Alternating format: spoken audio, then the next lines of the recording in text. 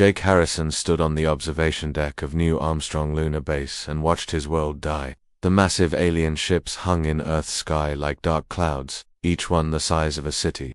They had appeared 3 days ago without warning, and now they were taking everything. The blue oceans that had sparkled in the sunlight were gone. The green forests that had covered the continents were disappearing. Even the white clouds in the atmosphere were being sucked up into the alien vessels. Earth was turning gray and lifeless before his eyes. "Commander, we're getting reports from all sectors," Lieutenant Amy Rodriguez said as she ran up to him. Her voice shook with fear. "The aliens are not just taking water and plants, they're taking the soil, the rocks, even the air. They're stripping the planet bare." Jake turned away from the horrible sight outside. He had been a military commander for 20 years, but nothing had prepared him for this. The alien fleet had arrived without any attempt to communicate. They simply began their work, ignoring all human attempts to contact them. Earth's military forces had tried to fight back, but their weapons did nothing against the alien ships. The massive vessels had shields that turned away every missile and laser beam. "What about the evacuation ships?" Jake asked. "How many people? Did Captain Martinez get off the planet?" Amy looked at her tablet with sad eyes. 2 million people, sir, maybe a little more. But there were 12 billion people on Earth when this started." Jake felt sick. 2 million saved out of 12 billion. The rest were gone, taken along with everything else on the planet. He had watched the alien machines work. They did not just take the land and water. They took everything living too. The people, the animals, the plants, all of it was sucked up into the huge ships like dust into a vacuum cleaner. "Sir, Admiral Coleman wants to speak with you," said another officer, as he handed Jake a communication device. The Admiral's tired face appeared on the screen. Frank Coleman looked like he had aged 10 years in 3 days. "Jake, we need to pull back. The alien fleet is moving toward the moon now. They've finished with Earth, and we're next." "What about Mars base?" Jake asked. "And the asteroid mining stations? We're evacuating everyone we can to the outer system," Coleman replied. "The aliens seem to work in a pattern. They clean out everything in the inner system first, then move outward. We have maybe 6 hours before they reach the moon." Jake looked around the base that had been his home for 2 years. New Armstrong was humanity's pride, a city of 50,000 people living and working on the moon. Soon it would be empty, another victim of the alien harvest. "How long do we have to evacuate?" "Captain Martinez is bringing the transport ships around now. We can save most of the people, but we'll have to leave everything else behind." Through the observation window, Jake could see the first alien ships moving away from the dead planet that had once been Earth. They were heading straight for the moon. The ships moved slowly but with terrible purpose, like giant sharks swimming through space. "All personnel, prepare for immediate evacuation," Jake announced over the base communication system. "Take only what you can carry. We have 4 hours to get everyone to the transport ships." The next few hours passed like a nightmare. People ran through the corridors of New Armstrong, grabbing personal items and important equipment. Children cried as their parents hurried them along. Scientists worked frantically to save their research data. Engineers tried to download the base's computer systems onto portable drives. Jake stood in the main hangar and watched as the last group of civilians boarded Captain Lisa Martinez's transport ship. Martinez was a good officer, calm under pressure. She had managed to save more people than anyone thought possible during the evacuation of Earth. "That's everyone, Commander," she told him as the ship's doors closed. "We need to go now. The alien ships will be here in 30 minutes. Jake took one last look around the hangar. This had been humanity's first real home away from Earth. Now they were leaving it to the aliens, just like everything else. He climbed aboard the transport and felt it lift off from the lunar surface. As they flew away from the moon, Jake watched through a porthole as the alien ships arrived. They surrounded the moon just like they had surrounded Earth. Within minutes, the gray machines began their work. The lunar cities disappeared. The mining equipment vanished. Even the moon's gray dust was being sucked up into the alien vessels. "Where are we going?" asked Dr. Sam Johnson, an older scientist who sat across from Jake. "Mars," Jake replied. "For now, Admiral Coleman is setting up a new command base there, and after that," Jake looked out at the stars and the alien ships that now owned the solar system's inner planets. "After that, we figure out how to fight back." 5 years had passed since Earth died, and the human survivors were spread across the solar system like seeds thrown in the wind. Dr. Amy Rodriguez sat in her small laboratory on Europa, Jupiter's ice moon, studying the data she had collected about their alien enemies. She had learned to call them Zephyrians after intercepting one of their communications. The name meant nothing to humans, but it was what they called themselves. Amy had spent these 5 years trying to understand why the Zephyrians had destroyed Earth. What she found made her stomach turn. The aliens had done this before, many times. They moved from star system to star system, taking everything they could use and leaving dead worlds behind. Earth was just another stop on their long journey of destruction. "Dr. Rodriguez, we have a visitor," said her assistant, Ben Taylor. Ben was a former spacecraft pilot who now helped her with research. He had been one of the lucky ones who escaped from Earth's orbital stations before the aliens destroyed them. Amy looked up from her computer screen. Through the laboratory's small window, she could see a ship landing at Europa Base. The base was built under the ice, hidden from alien sensors. Only 3,000 humans lived there, but it was one of the largest human settlements left. The visitor turned out to be Captain Kate Sullivan, who commanded one of the few military ships still operating in the outer system. Kate was tall and thin, with short black hair and tired eyes. She had been fighting a hopeless war against the Zephyrians for 5 years. "Doctor, we received a signal from the edge of the solar system," Kate said as she sat down in Amy's office. "It's not human, but it's not Zephyrian either." Amy felt her heart beat faster. "Another alien species. That's what we think." The signal came from the Kuiper Belt, way out past Neptune. "Admiral Coleman wants you to come with us to investigate." Amy gathered her research data and followed Kate to her ship. The journey to the outer solar system took 2 weeks. During the trip, Amy shared what she had learned about the Zephyrians with Kate and her crew. "They're not really conquerors," Amy explained as they sat in the ship's small meeting room. "They're more like a plague of locusts. They eat everything in one place, then move on to the next." "But why?" asked Lieutenant Tony Walker, the ship's engineer. "What do they do with all the stuff they take?" "Their technology runs on organic matter," Amy said. "They need constant supplies of living material to power their ships and equipment.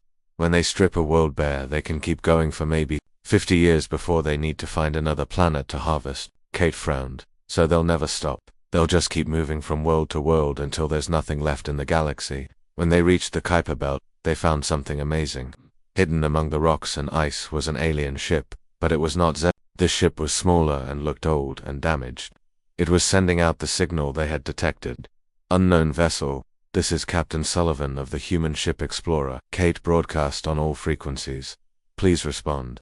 The answer came in broken English. "Humans, yes, we are Corvani, we survivors like you. Zephyrians took our world to..." The alien who came aboard their ship looked like a large lizard that walked on 2 legs. His name was Vexter, and he spoke slowly but clearly. He had been hiding in the outer solar system for 2 years, watching the humans and learning their language. "My people lived on Corvax Prime," Vexter explained. "Beautiful world with purple seas and silver forests. Zephyrians came 30 years ago, took everything. Only few hundred Corvani escaped." Amy felt a mixture of sadness and hope. Sadness because another world had died, but hope because humans were not alone in their fight. "How many other species have they destroyed?" "Many," Vexter said with a hiss. "Zephyrians have been harvesting for thousands of years, but some survive. Some hide. Some wait for chance to fight back." Captain Ben Taylor, who had been quiet during the meeting, suddenly spoke up. "Can we contact these other survivors?" "Yes," Vexter replied. "We have network, secret communications between refugee groups. You join us. We all stronger." Over the next few days, Amy worked with Vexter to decode the alien communication network. She discovered that there were dozens of species hiding throughout the galaxy, all survivors of Zephyrian attacks. Some had been refugees for hundreds of years, passing down stories of their lost homeworlds to their children. The most surprising discovery came when they contacted a group called the Crystalline Collective. These aliens were made of living rock, and had survived by hiding in asteroid fields where the Zephyrians could not tell them apart from regular stones. "We have waited long time for organics brave enough to fight," the Crystalline representative said through their translation device. "Humans show promise. You adapt quickly to loss." Amy realized that humans had something special that other species lacked. Most aliens who survived Zephyrian attacks became broken and hopeless. They hid in the dark corners of space, barely staying alive. But humans were different. Even after losing Earth, they were still looking for ways to fight back. "We need to bring this information to Admiral Coleman," Kate said after they had made contact with 6 different survivor groups. "This changes everything." On the journey back to Mars, Amy studied the data they had collected. The survivor network had been mapping Zephyrian movements for decades. She began to see patterns in how the aliens operated. They always harvested inner planets first, then moved outward. They avoided systems with strong radiation or unstable stars. Most importantly, they never stayed in one place for more than a few years. "Kate," Amy said as they approached Mars, "I think I know where the Zephyrians will go next." Where Amy pointed to a star chart on her tablet. "The Alpha Centauri system. It has 3 planets with life. The Zephyrians will finish cleaning out our solar system in about 6 months. Then they'll head there." Kate looked at the data with growing excitement. "And if we know where they're going, maybe we can get there first." "Not just us," Amy said. "All the survivor species. We could set a trap." As their ship landed on Mars, Amy felt something she had not felt since Earth died. She felt hope. The humans were no longer alone in the galaxy, and they were no longer just running away. For the first time in 5 years, they had a chance to fight back. Major Claire Adams floated in zero gravity inside the hidden asteroid base that had become her new home. The base had no name, just a number designation that meant nothing to anyone except the 20,000 humans who lived there. Engineer Tony Walker had built it inside a large asteroid in the belt between Mars and Jupiter, hollowing out the rock and hiding all the metal parts deep inside where alien sensors could not detect them. Claire was training a group of new fighters in zero-gravity combat. These men and women had never been soldiers before the Zephyrians came. They had been teachers, farmers, shop owners, and office workers. Now they were learning how to fight in space, how to use weapons in weightlessness, and how to survive in the cold vacuum between worlds. "Remember, in zero gravity, every action causes an equal and opposite reaction," Claire told her students as they practiced moving through the training area. "If you fire your weapon, it will push you backward. If you push off from a wall too hard, you will crash into the opposite wall." One of the students, a young woman named Kelly Davis, who had been a biology teacher on Earth, raised her hand. "Major Adams, when will we actually get to fight the aliens?" Claire looked at Kelly and the other eager faces around her. These people had lost everything when Earth died. Their families, their homes, their entire world was gone. They wanted revenge, and she understood that feeling. But she also knew that rushing into battle would just get them all killed. "Soon," Claire said. "But first we need to be ready. The Zephyrians have been fighting wars for thousands of years. We've only been at this for 5 years." Dr. Sam Johnson was working in another part of the asteroid base, trying to develop weapons that could hurt the Zephyrians. Sam had been a medical researcher on Earth, but now he was studying alien biology. He had managed to get samples of Zephyrian technology from Captain Nick Rogers, who led daring raids on alien supply ships. "The key is their dependence on organic matter," Sam explained to Claire when she visited his laboratory. "Their ships, their weapons, even their computers are part biological. They grow their technology instead of building it." Claire watched as Sam showed her microscopic images of Zephyrian ship parts. Under the microscope, the alien metal looked almost alive, with tiny veins running through it like blood vessels in living tissue. "What if we could poison those biological parts?" Sam continued. "I've been working on a virus that attacks organic technology. If we could get it into their ships, it might shut down their systems." "How would we deliver it?" Claire asked. "That's where Captain Rogers comes in." Nick Rogers was the most daring pilot in what remained of the human fleet. He flew a small stealth ship that was almost invisible to alien sensors. For 2 years he had been attacking Zephyrian supply convoys in the outer asteroid belt, stealing resources and gathering intelligence about enemy movements. Nick's ship was specially modified by Tony Walker to be as quiet as possible. It had no large engines and generated almost no heat. Instead, it used small ion drives that pushed it slowly through space like a whisper in the dark. The ship was covered in special materials that absorbed radar instead of reflecting it.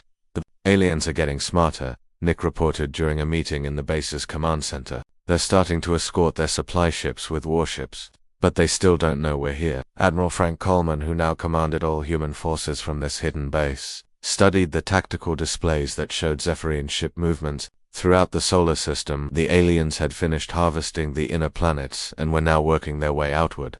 Mars would be next. Then the asteroid belt. "How long before they find us?" Coleman asked. "Maybe 6 months," Tony Walker replied. "They're not actively looking for us yet, but when they start harvesting this part of the asteroid belt, they'll eventually scan the rocks we're hiding in. Then we need to be ready to move," Coleman said. "Tony, can you build more hidden bases?"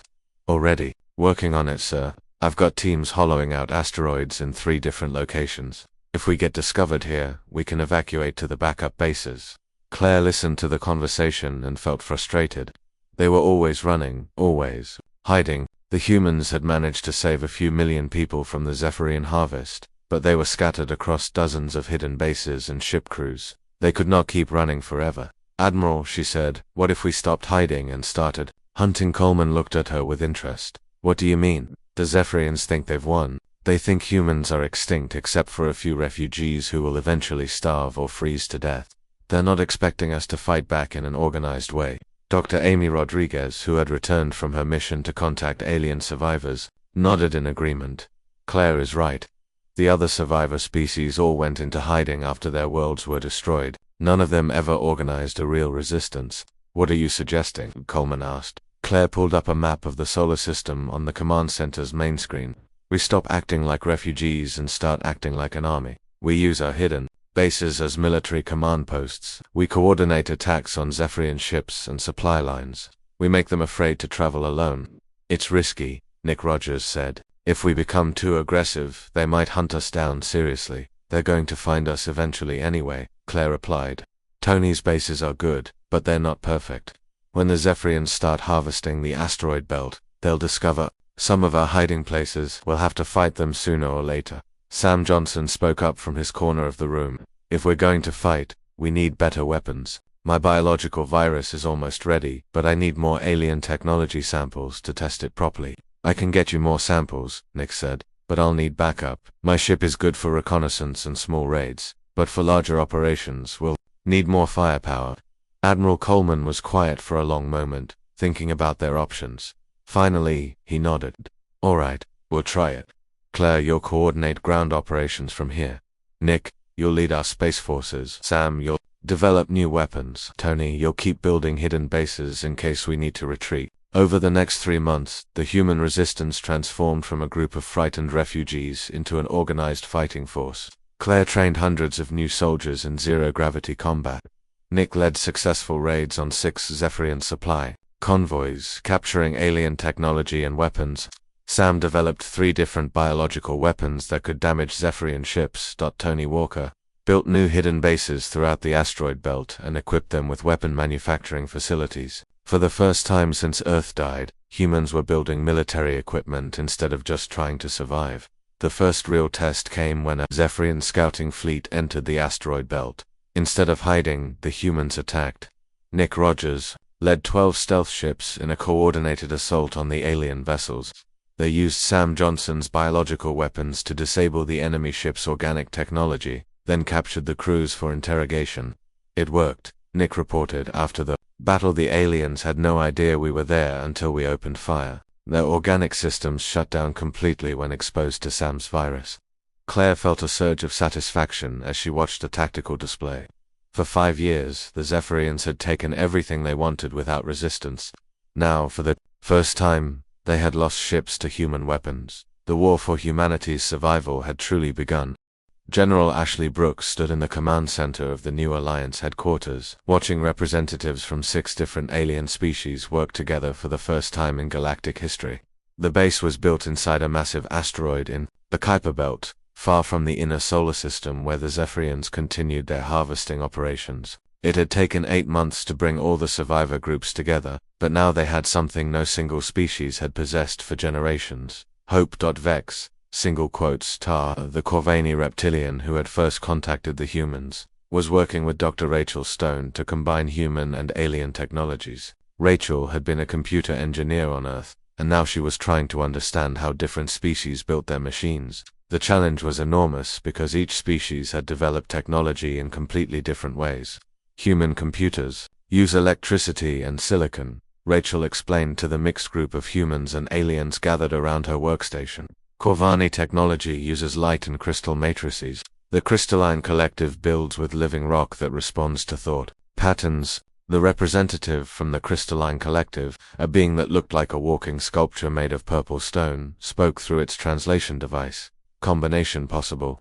We have seen such joining before, many cycles ago, before Zephyr came to our region of galaxy. Captain Chris Campbell, who had replaced Nick Rogers as the leader of human space forces after Nick was injured in a raid, studied the alien technologies with fascination. Chris had been a test pilot before the invasion and was always eager to try new equipment. Can we build ships using parts from all three technologies? Theory says yes, Vexter replied in his careful English. Practice will be difficult. Our people must learn to trust each other first. Trust was indeed the biggest challenge. The human survivors had spent 5 years learning to work together, but that was nothing compared to the centuries of isolation that the other species had endured. The Corvani had been refugees for 30 years. The Crystalline Collective had been hiding for over 200 years. Some species had been running from the Zephyrians for so long that they had almost forgotten how to fight back. Ashley Brooks had been appointed as the military commander of the new alliance because humans seemed to be the only species that still believed victory was possible. Most of the other survivors had accepted that they would spend the rest of their lives hiding in the dark corners of space. We need to change how we think about this war, Ashley told the Alliance Council during one of their daily meetings. We're not just trying to survive anymore, we're trying to win. The council chamber was a strange sight. Humans sat next to tall, thin aliens with blue skin and 4 arms. Reptilian Corvani shared tables with the rock-like beings of the Crystalline Collective, flying creatures that looked like metallic birds perched on special stands designed for their needs. Despite all their differences, they had one thing in common. They had all lost their homeworlds to the Zephyr IANS. Dr. Amy Rodriguez, who had become the Alliance's chief intelligence officer, presented her latest findings about Zephyrian operations. We've been studying their patterns for 6 years now, and I think I've discovered something important. The Zephyrians aren't just randomly harvesting worlds, they're running from something. The council chamber fell silent. Amy activated a holographic display that showed star charts covering thousands of light years. Red dots marked worlds that had been harvested by the Zephyrians, while green dots showed worlds that were still alive. Look at the pattern, Amy continued. The Zephyrians always move in the same direction, away from the galactic core. They never go backward. They never revisit systems they've already harvested. They're not explorers or conquerors. They're refugees. Just like us. Vexter's eyes widened with understanding. You think something in galactic center drives them outward. Exactly. Something is chasing them. Something that scares them more than death itself. That's why they're willing to commit genocide to survive. They need the resources from harvested worlds to keep running. Captain Chris Campbell raised his hand. If that's true, then maybe we can use it against them. What if we found out what they're running from? Idea led to the Alliance's most daring mission yet. Chris would lead a mixed crew of humans and aliens on a journey to the galactic core, trying to discover what had originally driven the Zephyrians from their home region of space. The mission would take months and was extremely dangerous, but it might provide the key to defeating their enemies. While Chris prepared for his long journey, the Alliance faced a more immediate problem. The Zephyrians had finished harvesting the inner solar system and were moving toward the asteroid belt. Soon they would discover some of the hidden human bases that Tony Walker had built. We need to evacuate the inner bases, Ashley told her staff during a strategy meeting, but we also need to make the Zephyrians pay for every rock they take.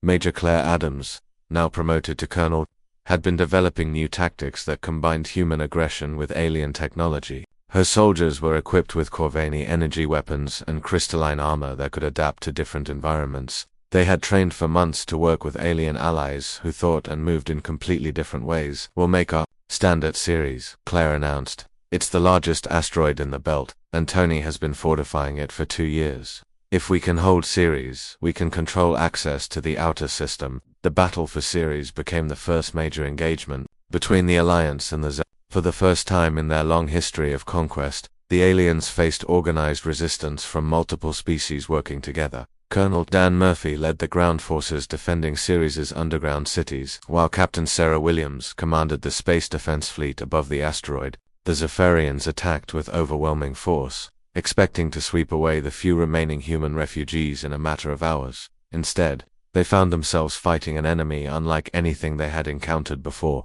Human soldiers using Corvani weapons fought alongside crystalline warriors who could reshape the asteroid's tunnels during battle. Alien ships built with combined technology proved faster and more adaptable than anything the Zephyrians had faced. They're retreating, Sarah reported from the bridge of her flagship. The Zephyrian fleet is pulling back to regroup. It was the first time in recorded history that Zephyrians had retreated from a battle. The news spread quickly through the Alliance communication network, reaching survivor groups throughout the galaxy. Species that had given up hope began to believe that victory might be possible. Dr. Kelly Davis, who had developed new medical techniques for treating both humans and aliens, worked around the clock to help the wounded from both sides after the battle in the Alliance medical bay. She watched human medics learning to treat crystalline injuries while alien doctors figured out how to repair human bones. We're becoming something new, Kelly told Rachel Stone as they watched their mixed crews working together. Not just humans or Corvani or crystalline, but something that's never existed before. A galactic alliance, Rachel agreed. Maybe that's what it takes to beat an enemy like the Zephyrians. Not just one species fighting alone, but all of us together.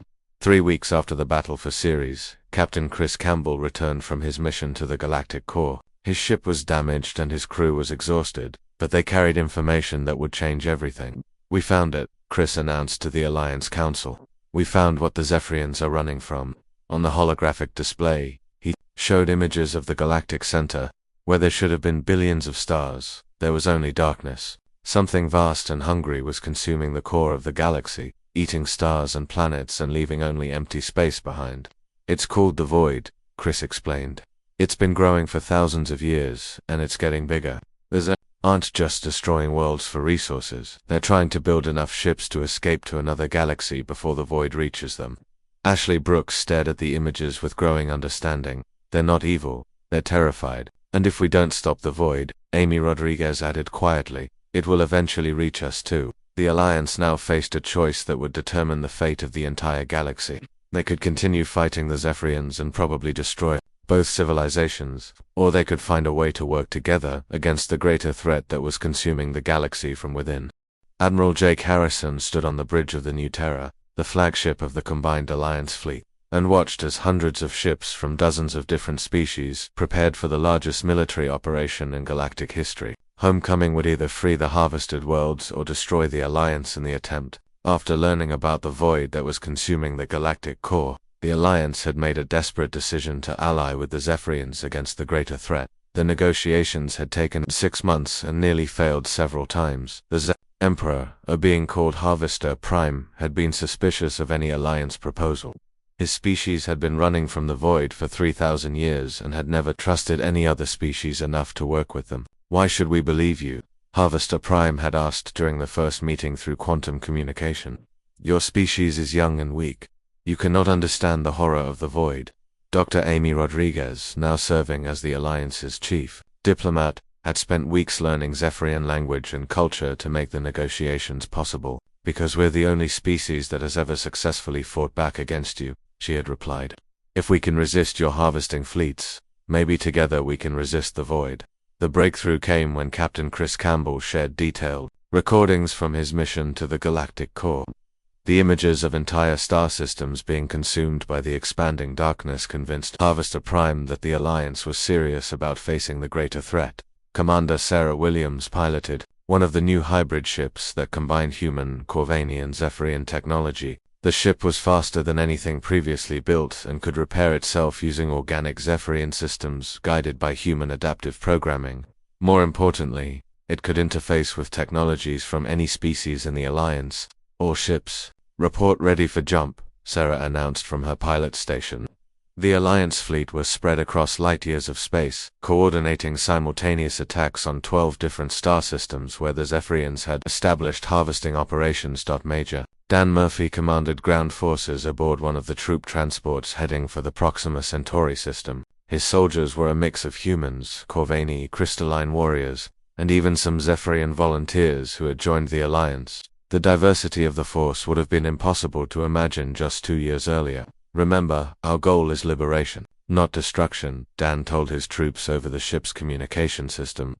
"We're going to free the worlds that the Zephyrians harvested, but we're also going to show them a better way to survive." Dr. Jennifer Adams had spent the last year developing terraforming technology that could reverse the harvesting process. Her breakthrough discovery was that Zephyrian harvesting machines could be reprogrammed to restore life instead of taking it. The same organic technology that stripped worlds bare could be used to bring dead planets back to life. The key is understanding how their machines interface with planetary ecosystems. Jennifer explained to the fleet commanders during their final briefing. Zephyrian technology doesn't just take resources randomly. It maps the entire biosphere of a planet before harvesting begins. All that data is stored in their ship's organic computers. Captain Ryan Foster, leading the assault on the Wolf 359 system, studied the tactical data on his command screens. Wolf 359 had been one of the first systems harvested by the Zephyrians after they left Earth's solar system. 3 planets that had once supported life were now dead rocks orbiting their star. If we can capture the harvester ships intact, Ryan said, we can use their stored data to restore those worlds exactly as they were before the harvest. The operation began at precisely 1400 hours Galactic Standard Time. Across 12 star systems, Alliance fleets dropped out of hyperspace and engaged Zephyrian harvesting operations. But instead of the brutal battles that everyone expected, something unprecedented happened. Admiral Harrison, this is Captain Foster, came Ryan's voice over the communication system. The Zephyrians in Wolf 359 are not fighting back, they're actually helping us capture their harvesting equipment. Similar reports came in from other systems. Zephyrian crews who had learned about the Alliance were surrendering their ships willingly and sharing technical information about the harvesting process. Many of them had grown tired of the endless cycle of destruction and welcomed the chance to try something different. Dr. Kelly Davis, working aboard a mobile medical station, found herself treating Zephyrian workers who had been injured while dismantling their own harvesting machines. The aliens were tall and thin with gray skin and large eyes that showed intelligence and sadness. We are tired of taking life, one Zephyrian engineer told Kelly through a translation device. For 3,000 years we take and take and take. We want to try giving back. The most dramatic success came in the Alpha Centauri system, where Commander Kate Sullivan led a combined human-Zephyrian team in reactivating the restoration protocols on a massive harvester ship. The ship had stripped Proxima Centauri b of all life 5 years earlier, but it still contained complete biological data about the planet's original ecosystem. Restoration sequence activated, Jennifer Adams announced from the harvester ship's bridge. We're beginning atmospheric reconstruction now. On the main view screen, the dead brown planet began to change. The harvester ship, now operating in reverse, started releasing water vapor into the thin atmosphere. Organic matter that had been stored in the ship's biological computers was reconstituted and spread across the planet's surface. I'm reading plant growth, said Lieutenant Tony Walker, who was monitoring the restoration from his engineering station. The ship is recreating the original forests and grasslands. Within hours, Proxima Centauri be transformed from a dead rock into a living world again. Green continents appeared where there had been only bare stone. Blue oceans filled the empty basins. White clouds formed in the thickening atmosphere. Admiral Lisa Martinez, commanding the overall restoration effort, watched the transformation with tears in her eyes. Signal all ships, she ordered, begin full restoration operations in all systems. We're bringing the dead worlds back to life. Over the next 6 months, the Alliance restored 47 planets that had been harvested by the Zephyrians. Each restoration taught them more about how to work with organic technology and how to heal damaged ecosystems. More importantly, it proved to the Zephyrians that cooperation could achieve things that destruction never could. The success of Operation Homecoming convinced more Zephyrian fleets to join the Alliance. Harvester Prime himself arrived in the Sol system to tour the restored worlds and meet with Alliance leaders. Standing on the observation deck of New Terra, he looked down at the slowly healing Earth below. We had forgotten, Harvester Prime said in his translated speech. We had forgotten that creation is stronger than destruction. Your species has reminded us of what we once were before the void forced us to become harvesters. Dr. Sam Johnson, now working with Zephyrian scientists to develop new technologies, made a breakthrough discovery while studying the organic computers aboard the alien ships. Admiral, I think we've found a way to stop the void itself. How? Jake Harrison asked. The void consumes matter and energy, but it can't consume information, Sam explained. The Zephyrian ships contained the complete biological data of thousands of worlds. If we could transmit that data directly into the void, we might be able to overload it with more information than it can process. The plan was ambitious beyond anything attempted before. The Alliance would build a massive transmission array powered by the combined technologies of all member species. The array would broadcast the stored memories of every world ever harvested by the Zephyrians directly into the heart of the void. It's never been tried, Harvester Prime admitted when the plan was presented to him. But our ancestors spoke of similar theories before the void reached our original homeworld. As construction began on the transmission array, Alliance ships continued their restoration work throughout the galaxy.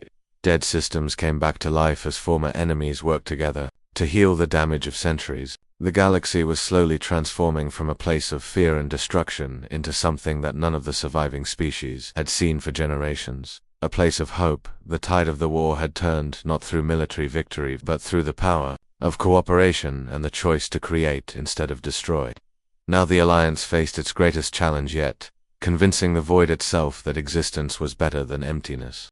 Captain Ryan Foster guided his ship through the asteroid field that surrounded the massive transmission array. The largest construction project in galactic history, the array stretched across 1,000 kilometers of space, built from the combined technologies of 30 different species working together. At its center, a crystalline core pulsed with the stored memories of 10,000 dead worlds, ready to transmit that data into the heart of the void. Admiral Lisa Martinez stood in the command center of the new Terra, coordinating the final preparations for the operation. Representatives from every Alliance species surrounded her, their different forms and technologies united in a common purpose. The plan was simple in concept but terrifying in execution. They would send all the biological and cultural data collected by the Zephyrians over 3 millennia directly into the void, hoping to overwhelm the consuming darkness with pure information. Array status report. Lisa requested from the engineering teams scattered throughout the structure. Dr. Jennifer Adams, now the chief scientist for the restoration project, responded from her position inside the array's core. All systems are functioning within acceptable parameters. The crystalline storage matrices are stable, and the Zephyrian organic computers are interfacing properly with our quantum transmission equipment. In Earth's solar system, Dr. Kelly Davis watched as the final phase of Earth's restoration neared completion. The planet that had been stripped bare 7 years earlier was green and blue again, with new forests growing where the old ones had been destroyed. The restoration process had taken 3 years and the combined efforts of human, Zephyrian, and crystalline terraforming teams. The atmospheric composition is within normal ranges, Kelly reported to the Planetary Restoration Council. Wildlife populations are establishing themselves in the restored ecosystems. Earth is ready for large-scale human resettlement, but the homecoming to Earth would have to wait. The Alliance had discovered that the void was accelerating its expansion, consuming star systems at an increasing rate. If their plan failed, the darkness would reach the outer galaxy within 50 years. Destroying everything the Alliance had worked to restore. Harvester Prime, the Zephyrian Emperor who had become an unlikely ally, transmitted his final message to the combined fleet from his position near the galactic core. His ship and a volunteer crew of mixed species were stationed at the edge of the void itself, ready to guide the transmission directly into the consuming darkness. Alliance Command, this is Harvester Prime. His translated voice came through. The communication system's void expansion has increased by 12% in the last solar cycle. We must attempt transmission now or lose the opportunity. Jake Harrison, now Supreme Admiral of the Alliance forces, gave the order that would determine the fate of the galaxy. All stations, this is Admiral Harrison, begin transmission sequence. May whatever gods we believe in be with us all.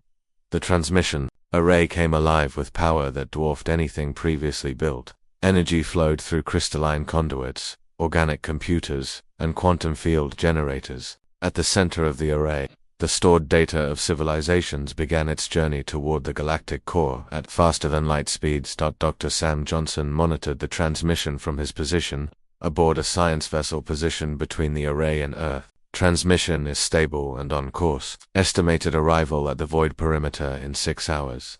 Commander Sarah Williams led the evacuation fleet that would rescue Harvester Prime and his crew if the plan failed. Her ships were equipped with the fastest engines the Alliance could build.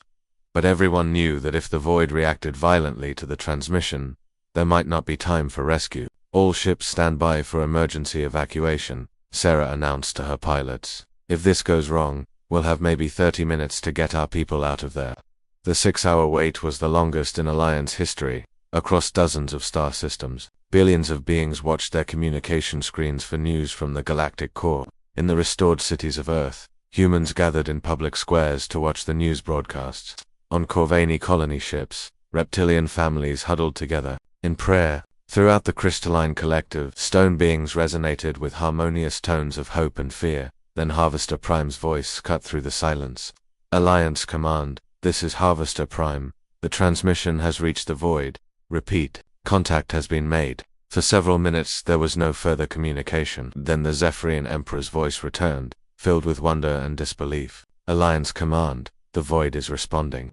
It's not consuming the information, it's processing it. Dr. Amy Rodriguez, now serving as the Alliance's senior analyst, studied the incoming data with growing excitement. Admiral, we're receiving a response from the Void itself. It's not just darkness, it's some kind of intelligence. The response came in the form of images and concepts transmitted directly into the minds of every sentient being in the galaxy. The Void was not a destroyer but a collector, an intelligence that had been trying to preserve the contents of the galaxy by storing them in compressed space. It had been consuming matter and energy to create a vast library of everything that had ever existed. It was trying to save us, Jennifer Adams said with amazement as she interpreted the alien communication. The Void thought the galaxy was dying, so it was collecting samples of every civilization to preserve them forever. The misunderstanding had lasted for millennia. The Void had seen the natural deaths of stars and planets as evidence that the galaxy was ending, so it had begun the preservation process. The Zephyrians had fled not from a destroyer but from a misguided protector that didn't understand the difference between preservation and destruction. Harvester Prime's final transmission from the galactic core brought the news that everyone had hoped for. Alliance Command, the Void is beginning restoration procedures. It's releasing the stored matter and energy back into normal space. The consumed stars are being reborn. The process took months, but gradually the galactic core began to shine again as billions of stars returned to normal space. Planets that had been consumed centuries earlier reappeared in their original orbits, complete with their original ecosystems and civilizations in suspended animation. Colonel Dan Murphy led the first expedition to one of the restored core worlds, a planet called Sanctuary Prime that had been consumed by the Void 800 years earlier. When the alien inhabitants awoke from their long sleep, they found themselves in a galaxy transformed by cooperation instead of conquest. "Welcome to the new galactic community," Don told the confused but grateful aliens through translation equipment. "We have a lot to show you." On Earth, Admiral Jake Harrison stood in the restored forests of what had once been North America and watched human children play among trees that had been dead for 7 years. The children had been born in space during the years of exile, but now they were home on the world their species had evolved to inhabit. Captain Chris Campbell, now serving as Earth's planetary governor, approached Jake with a communication tablet. "Admiral, we're receiving requests for membership in the Alliance from over 300 species in the galactic core. Apparently, word is spreading about what we've accomplished out here." The Alliance had grown from a desperate group of refugees into a galactic civilization based on cooperation and mutual aid. The Zephyrians had given up harvesting and become expert terraformers, using their organic technology to restore damaged worlds. The Corvani had established trade networks that connected distant species. The Crystalline Collective had become the galaxy's memory keepers, storing the history and culture of every member species. Dr. Rachel Stone, working in her laboratory in the restored city of New Geneva, made the final breakthrough that would define the Alliance's future. She had learned to interface human consciousness directly with the galaxy-wide information network that connected all member species. "We're not just an alliance anymore," Rachel explained to the Governing Council during their monthly meeting. "We're becoming a single, vast intelligence made up of billions of individual minds working together." The transformation was voluntary. Each being could choose how much they wanted to participate in the collective consciousness while maintaining their individual identity and free will. Humans who joined the network could share thoughts with crystalline beings on distant worlds. Zephyrians could experience the emotions of Corvani artists. The diversity that had once divided the galaxy now became its greatest strength.